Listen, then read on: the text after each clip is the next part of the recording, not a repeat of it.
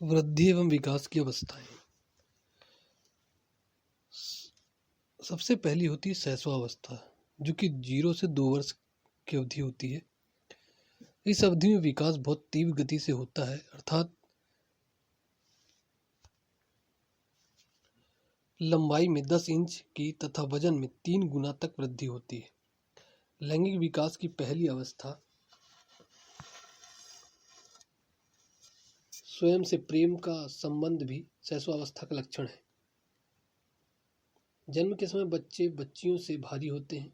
इस अवस्था में हृदय स्पंदन भी असामान्य अर्थात 120 100 से 120 का होता है। इस अवस्था में नाड़ी कोशिकाएं भी परिपक्वता प्राप्त करती हैं। इंद्रियों के क्रियाकलाप में सुधार के साथ साथ मस्तिष्क भी तेजी से बढ़ता है। बच्चा 6 माह में बैठना, 8 माह में रेंगना तथा 12 माह में चलना सीखता है। वह दूसरे वर्ष से दौड़ना आरंभ करता है। भाषा का विकास अस्पष्टता यानी बड़बड़ाहट से प्रारंभ होता है, जो 1 वर्ष के बाद बच्चा कुछ शब्द बोलने लगता है। 2 वर्ष की समाप्ति पर बच्चा छोटे छोटे वाक्य बोलने लगता है। वह यह सोचता है कि भारी वह वस्तु है जो आकार में बड़ी है। यह सामाजिक कौशल सर्वप्रथम अपने परिवार के सदस्यों के संग सीखता है। जब उसकी बात का उत्तर दिया जाता है तो वह दूसरों को उत्तर देना सीखता है। इस अवस्था की समाप्ति पर दूसरे बच्चों का जल्दी जल्दी सीखता है और उनके साथ खेलता है। बच्चा भय का प्रदर्शन दूसरे वर्ष में करता है और अपरिचितों से डरता है। संवेग में शिशु आत्म केंद्रित तथा स्वार्थी होता है। उसके संवेग तीव्र, अस्थिर और जल्दी जल्दी सामने आने वाले होते हैं। 2 वर्ष की आयु होने पर भय, क्रोध, निराशा, प्रेम तथा गर्व आदि का संवेग दिखाई पड़ने लगता है।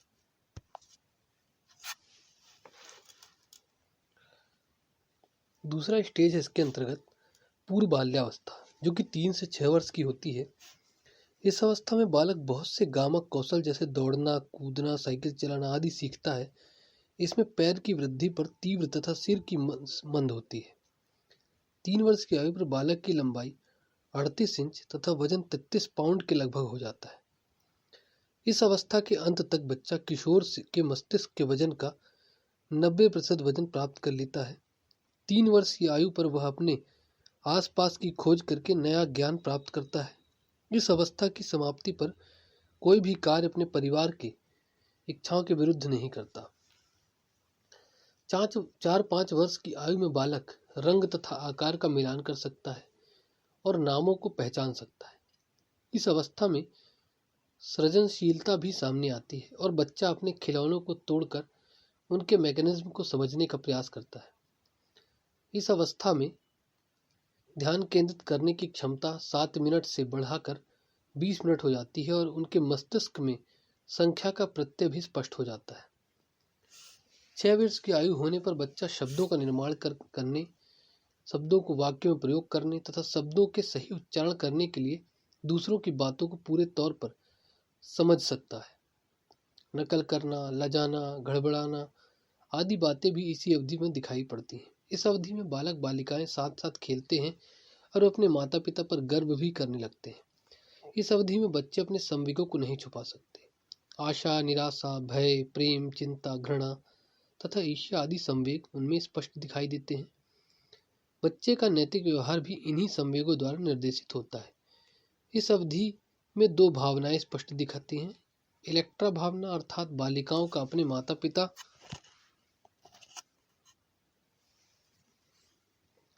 से चिपकना तथा ओइडिपस भावना अर्थात बालकों का अपनी माता से चिपकना। इन सब से ऊपर है बालक प्रेम या घृणा दोनों बहुत ही मूडी हो जाता है। इसके बाद आती है बाल्यावस्था की बारी, जो कि 7 से 12 वर्ष की अवधि को मानी गई है। इस अवधि में बालक परिपक्व होकर विभिन्न क्षेत्रों में श्रेष्ठता प्राप्त करने लगता है। लिंग के सोते रहने की प्रकृति के कारण इस अवधि को लेटेंसी पीरियड या सुप्तावस्था कहा जाता है। इस अवधि में शारीरिक बुद्धि वृद्धि बहुत धीमी तथा एकाग्र होती है। दूध के दांत के स्थान पर स्थायी दांत निकल जाते हैं तथा भार एवं लंबाई वृद्धि के कारण अस्थियां चौड़ी हो जाती हैं। इस अवधि में बालिकाएं बालकों से लंबाई एवं भार में 2 वर्ष आगे हो जाती हैं। बालक के अंदर तार्किक एवं प्रेक्षण क्षमताओं का भी विकास हो जाता है। उसकी बुद्धि लब्धि स्थिर हो जाती है। लड़के साहसिक कार्यों को तथा लड़कियों को प्रेम कथाओं की को पसंद करने लगती हैं। 12 वर्ष की आयु पर काल्पनिक भय दूर हो जाता है। सामाजिक तौर पर लड़के लड़कियों के साथ घुलना मिलना पसंद नहीं करते। बालक समूह खेल पसंद करते हैं और दूसरे बालकों के साथ खेलता है। वह सामाजिक मानदंडों को पसंद करता है और अपने समूह के प्रति वफादार रहता है। इस अवस्था की समाप्ति पर कुछ बाल आपराधिक क्रियाएं भी आरंभ हो जाती हैं। इसके बाद की अवस्था है किशोरावस्था। यह एक संवेगी, शारीरिक शक्तियों वृद्धि एवं सामाजिक कौशल आदि सभी क्षेत्रों में परिपक्वता की अवधि होती है। डॉर्थी रॉजर्स ने इस अवधि को निम्न शब्दों से परिभाषित किया है, जैसे यह अब के बजाय एक प्रक्रिया है। यह समाज में प्रभावी भागीदारी के उद्देश्य से परिपक्व अभिवृत्तियों एवं विश्वास को प्राप्त करने की प्रक्रिया है। इस अवधि की प्रमुख विशेषताएं कुछ होती हैं, जैसे कि इस अवधि में मानसिक दबाव बहुत होता है। इस अवधि में दोस्तों पर निर्भरता देखी जाती है, किंतु उनकी आलोचनाओं को सहन नहीं किया जाता। किशोर उपन्यास, इतिहास, साहसिक कार्यों से भरे साहित्य आदि पढ़ना पसंद करते हैं। संवेगात्मक अस्थिरता के कारण उसे समाज में समायोजित होने में भी कठिनाई जाती है। कुछ किशोर आत्म केंद्रित भी होते हैं। इस अवधि की सबसे बड़ी विशेषता है लिंग संबंधी प्रवृत्तियां। हॉलिंगवर्थ के शब्दों में किशोरों में आने वाले परिवर्तन तीव्र नहीं बल्कि मंद तथा निरंतर होते हैं। इस कारण से बाल्यावस्था के अंतिम चरण तथा किशोरावस्था के बीच एक सीमा रेखा खींचना कठिन है।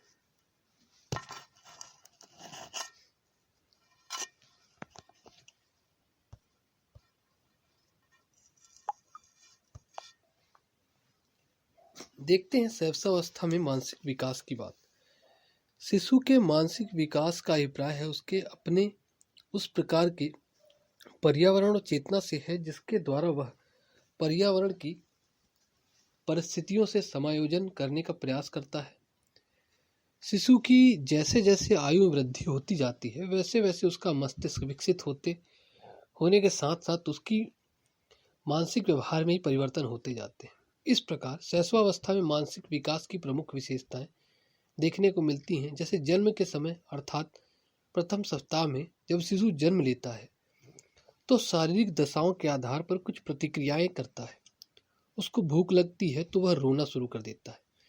इसी प्रकार यदि उसको दुख पहुंचता है तो वह और तेजी से रोना शुरू करता है। दूसरा सप्ताह जब बालक 8-9 दिन का होता है तो वह बहुत साधारण रूप में कुछ बातें समझने लगता है और उसी के अनुसार वह कार्य करना चाहता है। उसे अंधेरी और रोशनी का ज्ञान होने लगता है। तीसरे सप्ताह में जब बालक तीसरे सप्ताह में आता है और धीरे धीरे 1-2 महीने का हो जाता है तो वह अपने घर में होने वाली क्रियाओं को देखने लगता है। वह माता की आवाज़ सुनकर प्रसन्न हो जाता है। इसके साथ साथ वह नई नई आवाज़ों को सुनने के लिए भी कान लगाता है। चौथे महीने की स्थिति तो बालक जब 4 महीने का हो जाता है तो वह वस्तुओं को, माता को तथा अन्य किसी व्यक्ति को देखकर मुस्कुराने लगता है।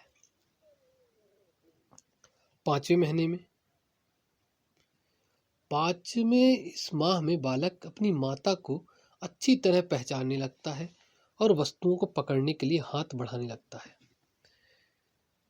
उसके बाद 6वें-7वें महीने में 7वें महीने का होने पर बालक मुंह से तरह तरह की आवाज़ें निकालता है और प्रसन्नता का अनुभव करता है। वह इशारों को समझने लगता है और उन्हीं के अनुसार अपने विचारों को प्रकट करने का प्रयत्न करता है। 9वें महीने में तो जब बालक 9 महीने का हो जाता है तो बिना किसी सहायक की सहायता से खिसकने का प्रयत्न करता है। वह किसी ढकी हुई वस्तुओं का ढक्कन अलग करने लगता है। तो यह तो थी 9 महीने की कहानी। अब प्रथम वर्ष में देखते हैं। जैसे प्रथम वर्ष 1 वर्ष का होने पर बालक धीरे धीरे चलने का प्रयत्न करता है। वह छोटे छोटे शब्दों का उच्चारण करना आरंभ कर देता है। वह माता पिता की आवाज़ को पहचानने लगता है और उनके कार्यों को अनुकरण भी करने लगता है। दूसरे वर्ष तो 2 वर्ष का होने पर बालक बोलना शुरू कर देता है। किसी तस्वीर को दिखाकर यदि कोई चीज पूछी जाए तो वह हाथ रखकर बताने का प्रयत्न करता है। वह चॉकलेट या अन्य प्रकार की वस्तुओं को भली भांति देखकर पहचानने लगता है। तीसरे वर्ष तो 3 वर्ष का बालक अपना नाम पहचानने लगता है। यदि उसे कोई संख्या सुनाई जाए तो वह उसे दोहराने लगता है। इसी प्रकार शारीरिक अंगों की पहचान भी उसे हो जाती है। चौथे वर्ष तो जब बालक 4 वर्ष का हो जाता है तो अपने पैरों से चलने लगता है। वह छोटी बड़ी वस्तुओं को पहचानने लगता है और यदि उससे पूछा जाए कि तुम्हें भूख लगी है तो वह उसका उचित उत्तर देने लगता है। 5वां वर्ष तो 5 वर्ष का होने पर यदि बालक से नीले, पीले, हरे, लाल आदि रंगों का अंतर पूछा जाए तो वह बता देता है। इसी प्रकार टोपी, खिलौना, गेंद आदि शब्दों की परिभाषा करने लगता है। वह 10-11 शब्दों के वाक्यों को दोहरा सकता है। यदि उसको छोटी छोटी आज्ञाएं क्रमानुसार दी जाती हैं तो वह उनको क्रम से मानने लगता है। वह वजन के भेद को भी समझने लगता है।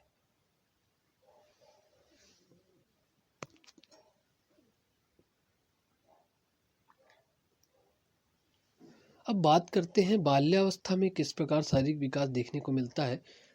तो इस अवस्था में प्रथम 3 वर्षों तक अर्थात 6 से 9 तक शारीरिक विकास तेजी से होता है और बाद के 3 वर्षों में अर्थात 9 से 12 तक शारीरिक विकास तेजी से ना होकर धीमी गति से होता है। तो इस प्रकार काल में शारीरिक विकास निम्नलिखित कुछ अलग अलग प्रकार के रूपों की चर्चा हम करेंगे। जैसे कि वजन, तो बाल्यावस्था तक शरीर का भार 80 से 95 पाउंड के बीच हो जाता है और बालिकाओं की किशोर अवस्था शीघ्र ही आरंभ हो जाती है। इसलिए बालकों से बालिकाओं का वजन अधिक होता है, परंतु उनकी शारीरिक रचना कार्य करती रहती है। आकार की बात करें तो बाल्यावस्था में अर्थात 6 से 12 वर्ष के बीच में बालक लगभग 10 या 12 इंच और बढ़ जाता है। अर्थात 12 वर्ष की आयु में बालक की ऊंचाई 52 से 55 इंच के लगभग हो जाती है। वजन आकार की बात हुई। अब अस्थियां, तो अस्थियां जिस प्रकार बाल्यावस्था में प्रथम 3 वर्ष में हड्डियों की वृद्धि होती है और अगले 2 से 2.5 वर्षों में उसकी हड्डियां मजबूत होती हैं, उसी प्रकार बाल्यावस्था प्रथम के 4 से 5 वर्ष में हड्डियों की वृद्धि होती है और अगले 2 से 3 वर्षों में अर्थात 10 से 12 वर्ष तक की आयु में हड्डियां मजबूत हो जाती हैं। इसके परिणाम स्वरूप बालक मांसपेशियों को अच्छी तरह नियंत्रित करने लगता है। लड़कियों की हड्डियां लड़कों से 2 वर्ष पहले ही कुछ मजबूत होने लगती हैं। मांसपेशियों की बात करें तो जब बालक 8 वर्ष का होता है तो उसकी मांसपेशियों का भार शरीर के कुल भार का 27% हो जाता है और बाल्यावस्था में बालकों की अपेक्षाएं बालिकाओं की मांसपेशियों में वृद्धि अधिक देखी जाती है। हम अगर 5वीं बात करें तो सिर और मस्तिष्क की, तो बाल्यावस्था में बालक के सिर के आकार में परिवर्तन होता रहता है, किंतु अन्य अंगों के अनुपात में यह बड़ा होता है और धीरे धीरे यह अनुपात समाप्त हो जाता है। 10 वर्ष की अवस्था में मस्तिष्क की तोल शरीर की तोल का 1/18 हो जाती है। तो वजन और एवं आकार की दृष्टि से 8 वर्ष की आयु में बालक के मस्तिष्क का पूर्ण विकास हो जाता है। लगभग 16 वर्ष की आयु मस्तिष्क का प्रत्येक दृष्टिकोण से विकास रुक जाता है। दांत की बात करें तो 6 वर्ष की आयु में बालक के दूध के दांत गिरने लगते हैं। जब वह 12 या 13 वर्ष का हो जाता है तो उसके सभी दांत स्थायी होने लगते हैं और दांतों की संख्या प्रायः 27 से 28 होती है। दांतों के निकलने के साथ ही बालक की मुखाकृति में भी परिवर्तन हो जाता है और शैशवावस्था का भोलापन समाप्त हो जाता है। शारीरिक गति पर नियंत्रण की बात करें तो बाल्यावस्था में बालक बहुत ही सक्रिय रहता है और उसकी मांसपेशियों और शरीर के अंगों के पर्याप्त विकास के कारण वह शारीरिक अवयवों, शारीरिक शक्तियों और गति का नियंत्रण करना जान जाता है। अपनी इच्छा अनुकूल वह सभी कार्य स्वयं करने लगता है। तो इस प्रकार बाल्यावस्था में शारीरिक विकास हमने देखा। वजन, आकार, अस्थियां, मांसपेशियां, सिर और मस्तिष्क, दांत और शारीरिक गति का नियंत्रण।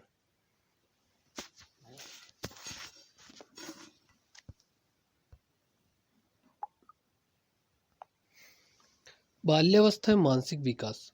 तो बाल्यावस्था में शारीरिक विकास की भांति मानसिक शक्तियां और क्रियाओं का भी तेजी से विकास होता है। मानसिक विकास का अभिप्राय स्मरण करने, विचार करने, समझने, ध्यान लगाने, प्रत्यक्ष ज्ञान, रुचि, जिज्ञासा, समय, समाधान, चिंतन, निर्णय आदि की क्षमता के विकास से है। जन्म के बाद मानसिक आयु में भी वृद्धि होती है। रॉस ने लिखा है कि जब बालक प्रायः 6 वर्ष का हो जाता है तब उसकी मानसिक योग्यता का लगभग पूर्ण विकास हो जाता है। इस अवस्था के बालक की मानसिक विशेषताएं कुछ इस प्रकार हम समझेंगे कि सबसे पहले 6वां वर्ष। जब बालक 6 वर्ष का हो जाता है तो वह 13 से 14 वस्तुओं को गिनने में समर्थ हो जाता है। यदि उससे बाई आंख, दाई आंख, दाहिना हाथ आदि के बारे में पूछा जाता है तो वह सब बता देता है और रुपए और पैसे भी गिनने लगता है। उस समय यदि उससे पूछा जाए कि गाड़ी टूट जाने पर तुम क्या करोगे तो वह उसका सही उत्तर देता है। 7वां वर्ष। इस अवस्था में यदि बालक से पूछा जाए कि पत्थर, लकड़ी या शीशे में क्या अंतर है, उसे देखकर स्वयं बता सकता है। वह 7 और 8 अंकों को क्रम से दोहराने लगता है। 8वां वर्ष। तो इस अवस्था में बालक 16 व 17 शब्दों के वाक्यों को दोहराने में सफल हो जाता है। वह मोटर और रेल में अंतर समझने लगता है। और यदि बालक से पूछा जाए कि तुम्हारे चोट लग जाए तो क्या करोगे, तब इसका सही उत्तर वो दे देता है। 9वां वर्ष। तो 9 वर्ष का होने पर बालक दिन, तारीख, समय, वर्ष आदि बताने लगता है। यदि उससे 1 रुपए के फुटकर पैसे मांगे जाएं तो उन्हें आसानी से देता है। वह 6 और 7 अंकों को उनके क्रम में दोहराने लगता है। इसके अतिरिक्त वह 5 से 6 शब्दों को बताने में समर्थ हो जाता है। 10वां वर्ष। जब बालक 10 वर्ष का हो जाता है तो वह छोटे वाक्यों की गलतियों को दोहराने लगता है। वह छोटी छोटी कहानियों को स्मरण कर सुना सकता है। इसके साथ ही वह साथ 30 मिनट के अंदर 60 शब्दों को कह भी सकता है। 11वां वर्ष। तो इस आयु में बालक समानता, संबंध, तुलना आदि शब्दों का अर्थ बता सकता है। वह 20 शब्दों के वाक्यों को ठीक प्रकार से दोहरा सकता है। उसे गाय, मछली, बैगन, गुलाल, मनुष्य, महिला आदि में भेद मालूम हो जाता है। 12वां वर्ष। तो इस अवस्था में बालक छोटी छोटी बातों के कारण बताने में समर्थ हो जाता है। यदि कोई अवसर आ जाए तो वह दूसरे बालकों को उचित परामर्श देता है। किसी चित्र को देखकर वह उसकी अच्छी तरह से व्याख्या कर सकता है।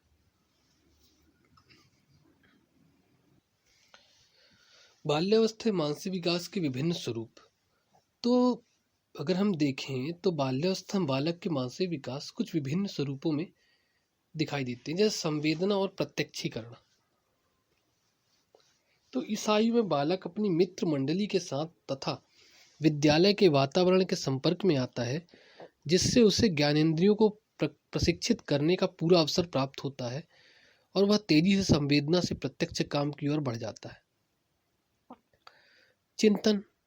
तो बाल्यावस्था में बालक में सोचने, विचारने की शक्ति विकसित हो जाती है। उसका चिंतन आत्म केंद्रित न होकर बाहरी रूप से केंद्रित होता है।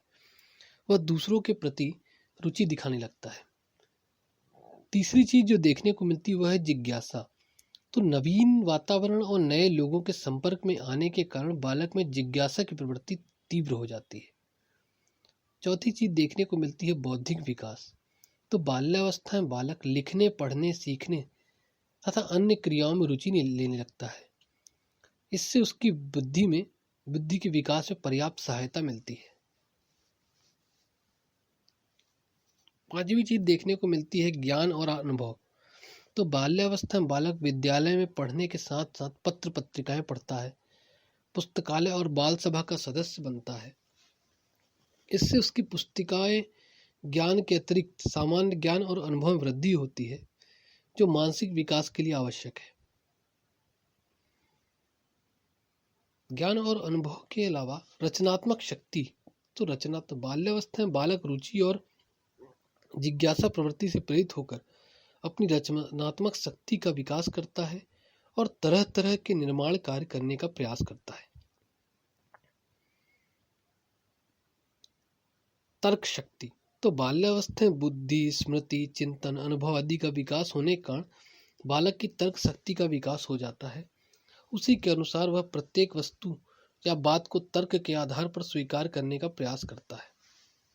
निर्णय शक्ति, तो बाल्यावस्था में बालक की निर्णय शक्ति का विकास हो जाता है और वह अच्छे बुरे, उचित अनुचित, सुखद दुखद, सुंदर असुंदर आदि कार्यों में अंतर करने योग्य हो जाता है।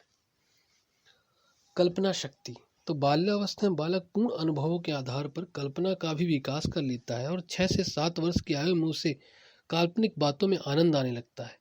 लेकिन जब वह 9 से 10 वर्ष का हो जाता है तब वह काल्पनिक कथाओं के में अधिक विश्वास नहीं करता है।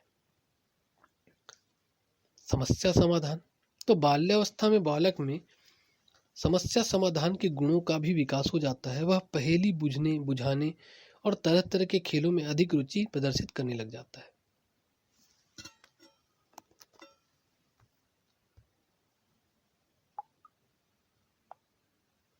अब हम चर्चा करेंगे बाल्यावस्था में सामाजिक विकास की। तो बाल्यावस्था में बालक का सामाजिक विकास कुछ इस प्रकार से होता है। पहले तो विद्यालय के वातावरण से संपर्क। तो बाल्यावस्था अर्थात 6 से 12 वर्ष की अवस्था में बालक प्रारंभिक विद्यालय में प्रवेश कर शिक्षा प्राप्त करता है, इसलिए इसे प्रारंभिक विद्यालय अवस्था कहते हैं। इस अवस्था में बालक विद्यालय के शिक्षाप्रद वातावरण के संपर्क में आकर विभिन्न प्रकार के सामाजिक गुणों को ग्रहण करता है। दूसरा, सामूहिकता तथा सहकारिता का जन्म होता है। बाल्यावस्था में बालक किसी न किसी समूह का सदस्य बनना चाहता है। इस अवस्था के अंतिम समय को टोली या समूह की आयु कहते हैं। समूह में बालक सदस्यों द्वारा निर्धारित उचित अनुचित के आदर्शों का अनुसरण करता है और आदेशों का पालन करता है। इसके परिणाम स्वरूप उसमें सामूहिकता, सहकारिता, उत्तरदायित्व आदि की भावना का उदय होता है। तीसरा, सामाजिक गुणों का विकास। हरलॉक ने लिखा है, टोली बालक में आत्मनियंत्रण, साहस, न्याय, नेता के प्रति भक्ति, दूसरों के प्रति सद्भावना आदि के गुणों का विकास करती है। अतः इस अवस्था में बालक की भावना का सामाजिकता की ओर बढ़ जाती है। चौथी चीज, मित्रों का चयन। तो बाल्यावस्था में सामाजिक विकास का एक प्रमुख गुण है मित्रों का चयन। वे समूह के अतिरिक्त कक्षा के सहपाठियों को मित्र बनाते हैं। मित्रों के चयन में आर्थिक और सामाजिक स्थिति, जाति, धर्म व संप्रदाय का भी प्रभाव पड़ता है। पांचवी चीज, प्रिय कार्यों में रुचि। इस आयु में बालक एवं बालिकाएं अपने अपने अलग समूह बनाते हैं। उनकी रुचियों में अंतर होने के कारण उनकी रुचियों के कार्य भी भिन्न भिन्न होते हैं। इस अवस्था में वे बालचर, बॉय स्काउट्स और गर्ल गाइड के खेल अधिक खेलते हैं। छठवीं चीज, शिष्टतापूर्ण व्यवहार का विकास होता है। बाल्यावस्था में बालक प्रायः घर से बाहर रहना चाहता है, किंतु माता पिता तथा शिक्षकों का वह आदर करता है। साथ ही वह घर के बाहर अन्य लोगों के साथ की भी अच्छा व्यवहार करता है। इस प्रकार बालक में शिष्टतापूर्ण व्यवहार का विकास होता है। समाज में समायोजन। बाल्यावस्था में बालक आत्म केंद्रित व स्वार्थी नहीं होता, इसलिए वह अन्य लोगों के समायोजन करने का प्रयास करता है। इस समायोजन से उसमें सामाजिक गुणों का विकास उचित रूप से होता है। इसके बाद खेल द्वारा सामाजिकता का विकास। तो बाल्यावस्था में बालक सामूहिकता की मूल प्रवृत्ति तथा खेल की प्रवृत्ति से प्रेरित होकर अनेक प्रकार के सामूहिक खेल खेलता है। खेल खेल में उनको सामाजिक नियमों का ही पालन करना पड़ता है। इस प्रकार खेल बालकों में सामाजिकता का विकास करने में सहायक होता है। सामाजिक स्वीकृति एवं प्रशंसा पाने की प्रवृत्ति। तो बाल्यावस्था में बालक में सामाजिक स्वीकृति एवं प्रशंसा पाने की तीव्र प्रवृत्ति पाई जाती है। अतः वह घर, समाज तथा विद्यालय में ऐसे कार्यों को संपन्न करने का प्रयास करता है जिससे उसे स्नेह तथा प्रशंसा प्राप्त हो।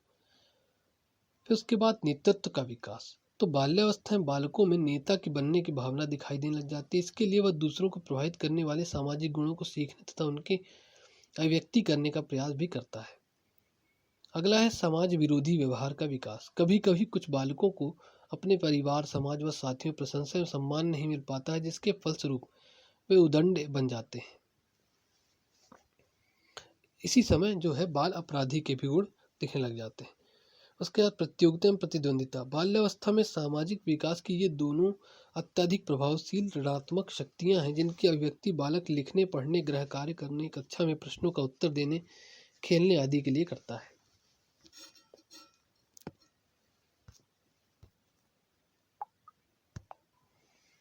किशोरावस्था में शारीरिक विकास। इस अवस्था में बालक एवं बालिकाओं का तीव्र गति से शारीरिक विकास होता है। यह समय बालिकाओं में 11 से 13 वर्ष और बालकों में 14 से 15 वर्ष का होता है।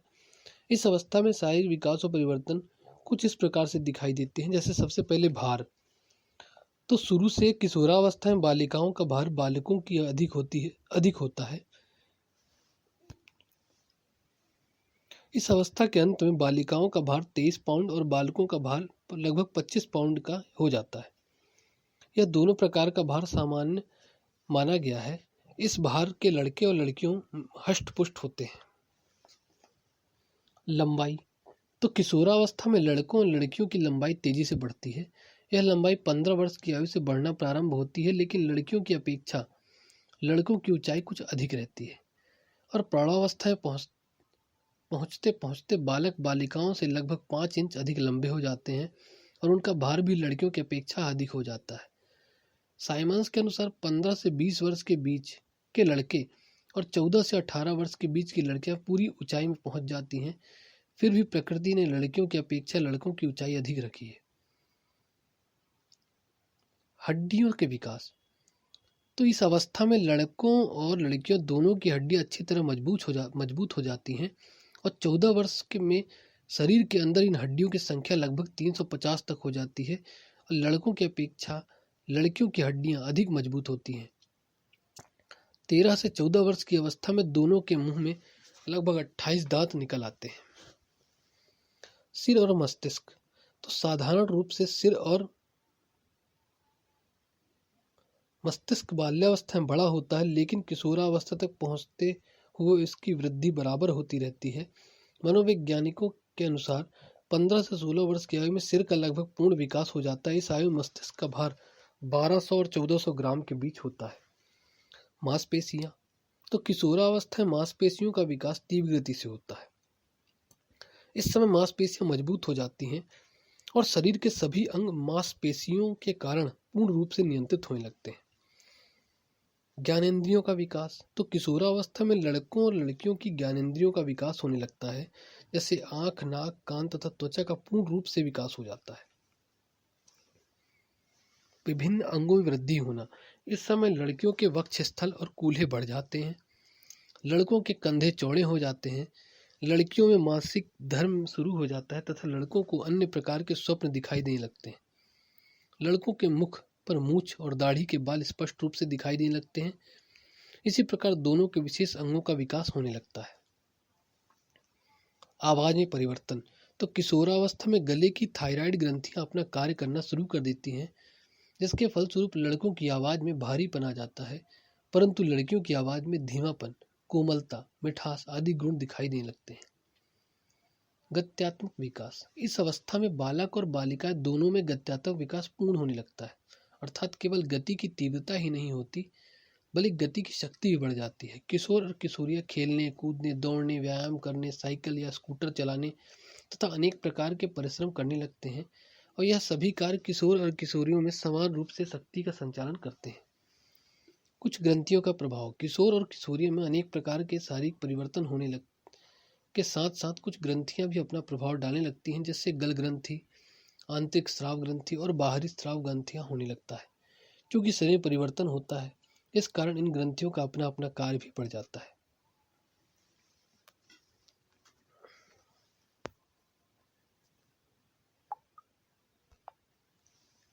किशोरावस्था में मानसिक विकास। तो शारीरिक विकास और परिवर्तन के साथ साथ किशोरावस्था में मानसिक विकास भी तेजी से होता है। वुडवर्थ का कहना है कि यह मानसिक विकास 15 से 20 वर्ष की आयु में अपनी चरम सीमा पर पहुंच जाता है। इस दृष्टि से किशोरावस्था में मानसिक विकास का स्वरूप कुछ इस प्रकार से दिखाई देता है। जैसे सबसे पहली बात है योग्यताएं।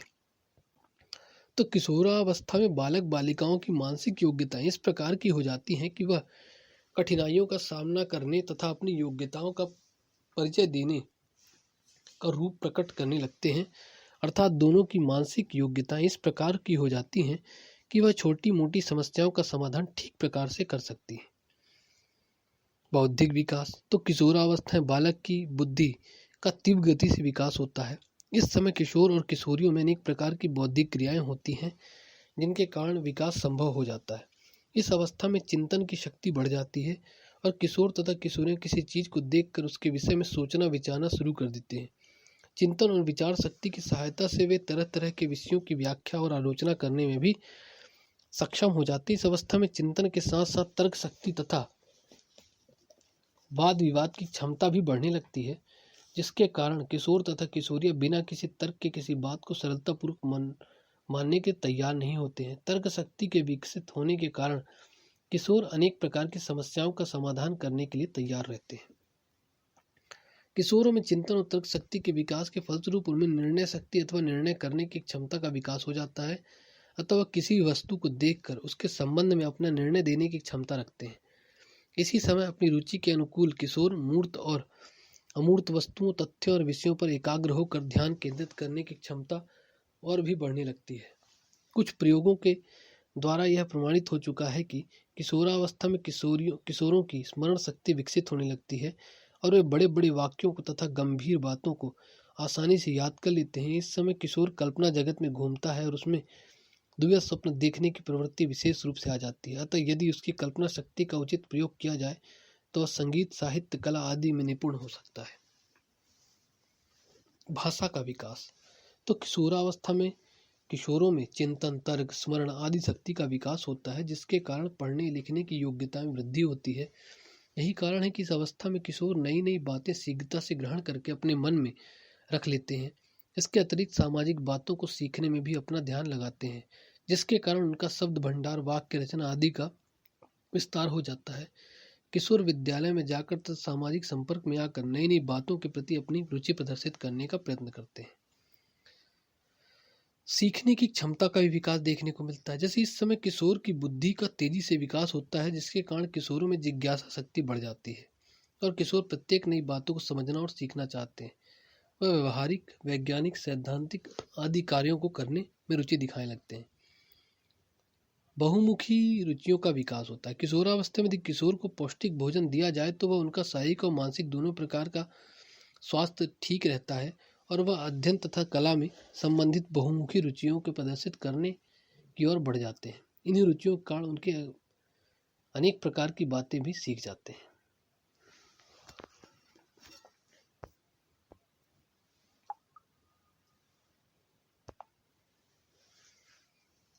किशोरावस्था में सामाजिक विकास। तो इस अवस्था में सामाजिक विकास की बात करें तो कई रूप देखने को मिलता है। जैसे समूह का निर्माण करना सीखते हैं।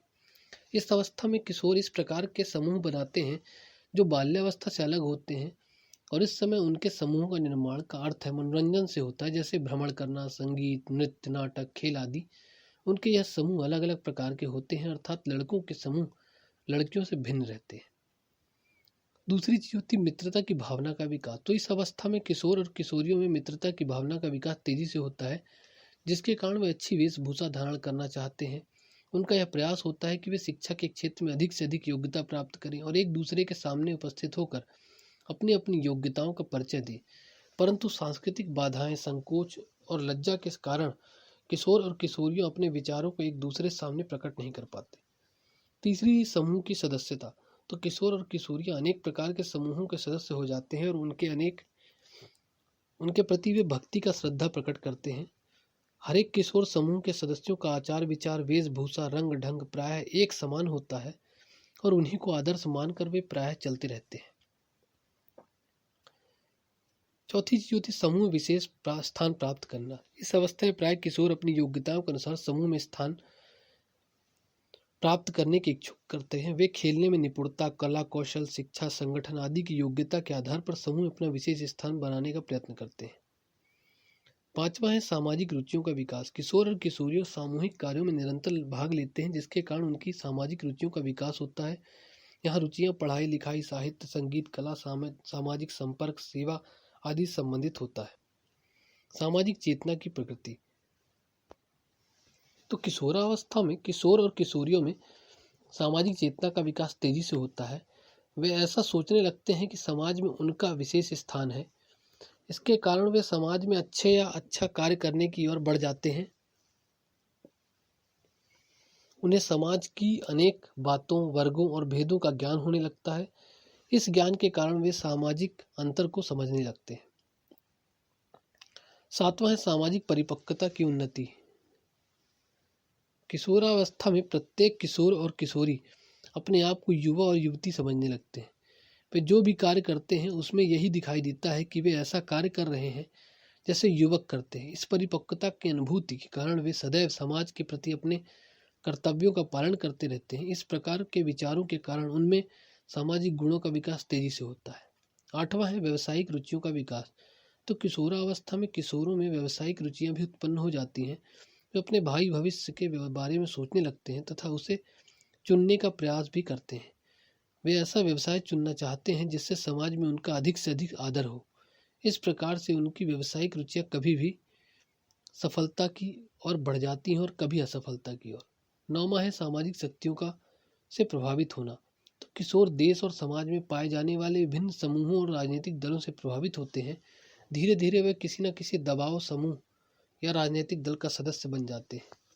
प्रायः दबाव समूह किशोरों को अपनी नीतियों के अनुसार चलना चाहते हैं। किशोर भी अपने साहस का परिचय देते हुए समाज सेवा के कार्यों में जुटने के लिए उनके सदस्य बन जाते हैं। वे समाज सेवा द्वारा प्रतिष्ठा और प्रशंसा प्राप्त करने के लिए अच्छे कार्य करने लगते हैं। इन कार्यों के द्वारा उन्हें सामाजिक विकास में सहायता मिलती है, लेकिन कई बार ऐसा भी होता है कि वे दूसरों के बहकावे में आकर गलत मार्ग ग्रहण कर लेते हैं, जिससे उन्हें काफ़ी हानि उठानी पड़ती है। 10वां है नेतृत्व का विकास। तो किशोरों में जो किशोर दूरदर्शी और साहसी होते हैं शीघ्र ही किसी न किसी दल के नेता बन जाते हैं। इसलिए यह कहा जा गया है कि किशोरावस्था नेतृत्व के विकास की आधारशिला है। आगे चलकर यही किशोर देश का समाज का कर्णधार बनते हैं।